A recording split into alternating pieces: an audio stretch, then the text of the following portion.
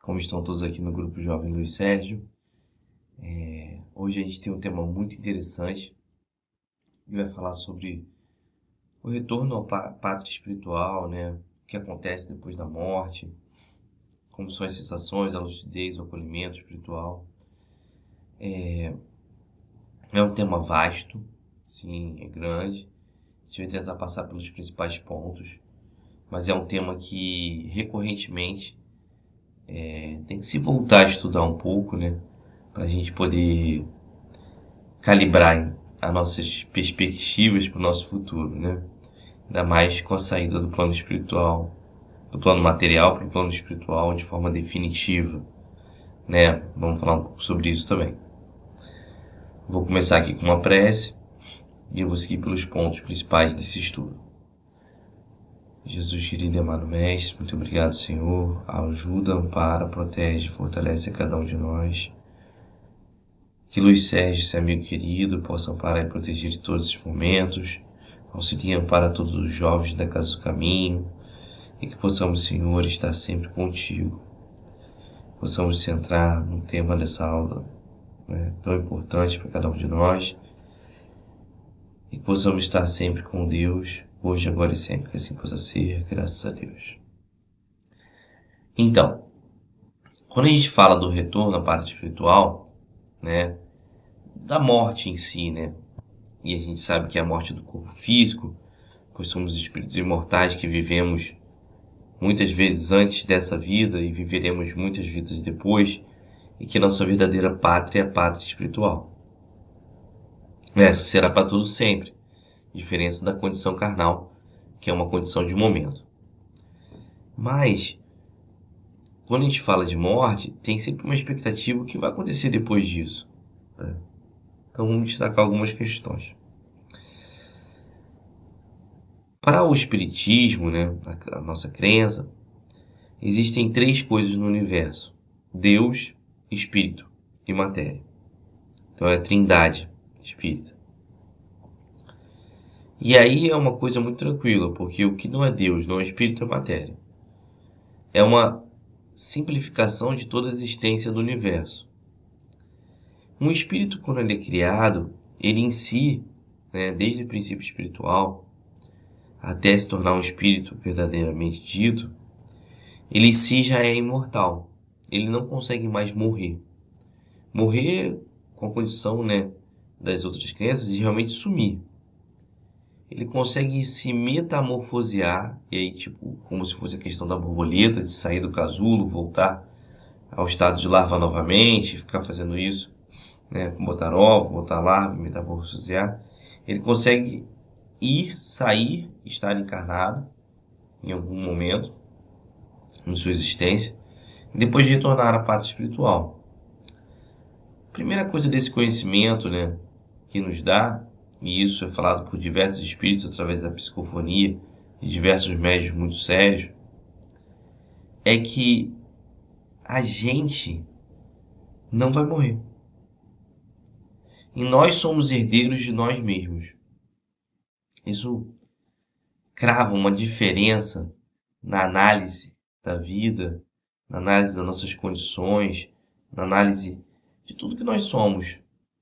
Porque eu não estou aqui de passagem, simplesmente para existir, usufruir do que eu puder e morrer para nunca mais existir. Não. Eu estou aqui construindo parte dessa minha história, que é gigantesca, que começou há muito tempo atrás e que continua nessa vida. E aqui eu estou para aprender nas circunstâncias que o planeta me proporciona, a minha vida me proporciona, para poder verdadeiramente melhorar. E aí, tudo se torna diferente. Porque se eu estou encarnado e eu vou voltar ao plano espiritual e eu não vou morrer, eu tenho uma condição verdadeiramente importante nesse planeta a ser feita, que é o meu crescimento pessoal. Então, a condição que eu tenho de estar no planeta e saber disso tudo modifica toda a minha forma de encarar o que está acontecendo comigo, com os outros e com todas as condições presentes. É muito importante também falar que o espírito encarnado, ele tem, ao mesmo tempo, o seu corpo físico, né, que está aqui perto, movimentando esse corpo físico, um corpo espiritual chamado perispírito e o espírito que comanda tudo. Quando o corpo morre, parte do corpo espiritual fica com ele. É uma parte mais externa chamada duplo etéreo. E o restante do corpo espiritual vai com o espírito, né? Viver essa... reencontrar essa pátria espiritual, na verdade. E aí, a gente tem que pensar que quando a gente está encarnado, tudo que acontece, tudo que a gente deixa de fazer ou faz pelo corpo, né, e faz durante nossas vidas, nossos pensamentos ficam gravados nesse perispírito. Ele grava tudo aquilo que a gente faz. E muito do que a gente faz influencia, tanto no corpo, como nossos próprios pensamentos acabam podendo dar doenças no corpo através do perispírito. Ou gerar saúde também. Então, a morte nada mais é que isso.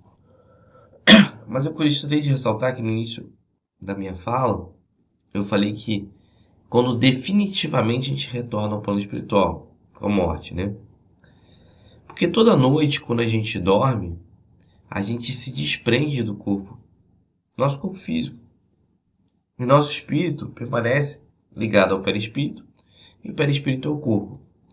E a gente sai para o plano espiritual. Então, verdadeiramente, a gente encara aquilo que a gente vai vivenciar após a morte todas as vezes que a gente dorme. A gente às vezes sonha com um parente, muitas vezes a gente encontrou com esse parente. A gente pode contar com situações. É verdade que o sonho em si não descreve exatamente do que a gente viveu. Às vezes uma conversa que te deu medo sobre relação ao futuro ou das provas que você vai enfrentar, você pode acordar até com um pesadelo, com uma impressão ruim sobre aquela experiência. Mas, de forma geral, toda vez que a gente dorme, seria como se fosse um desencarne. Só que a gente retorna para o corpo. E a gente mantém a estrutura do corpo ligada a nós através de um cordão, chamado cordão de prata. É verdade que devemos orar sempre antes de dormir, até para que possamos, ao desligar do corpo, nos encaminharmos para locais interessantes do plano espiritual, para que possamos aprender, continuar a crescer como espírito mortal, né? A recebermos conselhos de nossos guias espirituais, dessas condições. E aí, esse retorno à parte espiritual, ele vai se dar de forma muito diferente para cada espírito, né? Se o espírito, cortando aqui uma questão, né? Se o espírito na matéria foi muito ligado à sua vida material e encara como essa vida sendo a única coisa que ele precisa e se prende muito às questões, o desencarne pode ser, de certa forma, extremamente doloroso, emocionalmente e até em termos de sensações físicas. Porque imagina que eu valorizo tanto uma condição, a condição de estar encarnado, como sendo a condição plena e importantíssima para a minha sobrevivência, para tudo. E aí, de repente, eu me vejo num ponto em que eu não vou poder ter mais essa condição. E aí, eu vou necessariamente tentar me agarrar, literalmente, àquele corpo físico que, de certa forma, já não me cabe mais, porque eu estou me desligando dele. E isso pode gerar sensações terríveis para os espíritos. Terríveis. Que são sanadas depois de um tempo, que são aparadas pelos amigos espirituais e tudo mais. Mas pode gerar um desconforto muito grande, assim, para ser uma palavra moderada, né? Então, quando o espírito desencarna, ele vai chegar ao plano espiritual de acordo com as ligações que ele tinha nesse planeta. E moralmente, a gente não evolui por desencarnar. A gente mantém aquilo que nós somos. Então, essa dificuldade que temos, né, muitas vezes, que é uma dificuldade real, de entender que quando desencarnarmos, seremos quem somos. Primeira coisa, não nos tornaremos anjos. Outra coisa é que carregaremos tudo aquilo que vivemos na Terra, de bom e não bom também. Então, um espírito, ele pode ser mais lúcido, acordado, né? Ou mais adormecido, por conta das dificuldades de entendermos essas variações de plano, né? Normalmente, pós-desencarne, como ainda somos espíritos no planeta de provas e expiações, ainda presos à matéria de forma geral, né? E carregamos dificuldades desse desprendimento, muitas vezes a gente vai chegar no plano espiritual e a gente vai gastar uma questão que chama uma perturbação. A gente vai ficar um tempo, muitas vezes, dormindo. Isso pode se estender por 1 ano ou mais, né? Recebendo passes, sendo orientado, uma série de questões, nós podemos ficar adormecidos. Então, essa lucidez pós-desencarne, ela não é instantânea. Podemos e devemos sempre orar e desejar ser amparados, né, numa colônia espiritual, mas isso pode não se dar, dependendo da nossa prisão material, né, desse aprisionamento que nós estamos. Seja em vícios materiais, vícios químicos, ou condições até mais severas, né, de erros morais graves que possamos ter cometido. E aí a gente pode ir para lugares do plano espiritual, reúnem aqueles que pensam iguais a nós. E aí são regiões mais conturbadas, né? São chamadas regiões umbralinas.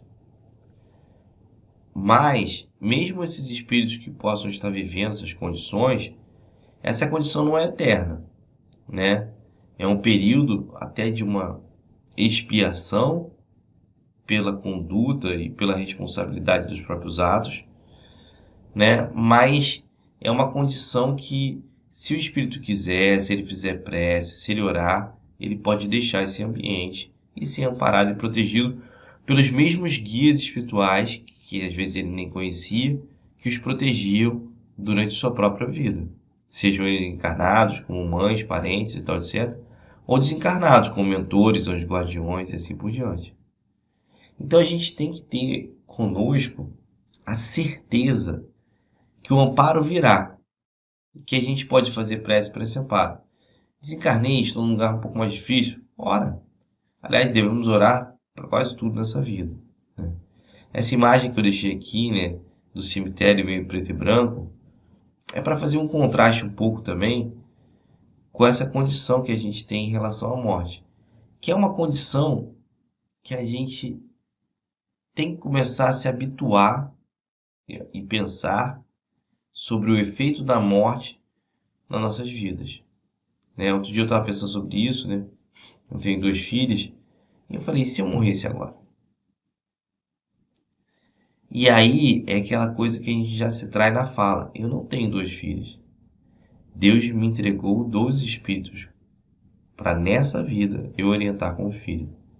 Mas na verdade as minhas filhas são filhas de Deus. E um dia, né, eu provavelmente vou desencarnar, né, com certeza. E elas vão ter que seguir as vidas delas, né? Ou elas mesmas desencarnarem antes de mim, isso também pode acontecer. E eu ter que seguir minha vida. Então somos todos filhos de Deus numa jornada evolutiva. Devemos pensar sempre qual é a melhor condição que eu posso ter para viver esse momento. E se caso ocorra, né, não por uma vontade própria, mas por um acontecimento da própria vida, de eu vir a desencarnar ou de qualquer um parente vir desencarnar, esse plano encarnatório que foi me dado, ele é importante para que eu possa também, né, continuar as minhas experiências e vivenciar aquilo que eu preciso. E aí tudo fica mais leve, né? Porque no plano espiritual, nós sempre que desejarmos, independente da situação que vivemos, nós seremos acolhidos e amparados pelos guias, pelos protetores, pelos anjos guardiões. Pois temos que pensar também que todos eles trabalham para Jesus, que trabalham para Deus. Porque esse amor infinito sempre vai cobrir tudo aquilo que a gente fez de difícil durante a vida. Pois o amor cobre a multidão dos pecados.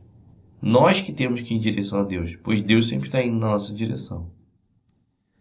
Bom, essa é uma aula curta sobre um tema, bem grande, mas espero ter ajudado vocês na compreensão do desencarne, do pós-vida, do acolhimento e das percepções que nós temos que ter em relação a tudo isso, tá bom? Fazer a prece final, agradeço a todos por esse momento, que assim possa ser, graças a Deus. Obrigado, Jesus, obrigado, Luiz Sérgio, obrigado a todos aqueles que ajudam, amparam, protegem e fortalecem a cada um de nós. Ampare e protege, Senhor, a todos nós para que possamos viver uma boa vida, de experiências de evolução e que possamos ter a consciência, Senhor, que se um dia deixarmos de ter esse corpo, que a gente chegou à nossa hora realmente do nosso desencarne, possamos também seguir com essa espiritualidade querida, continuando a aprender, a nos elaborar, a nos ajudar.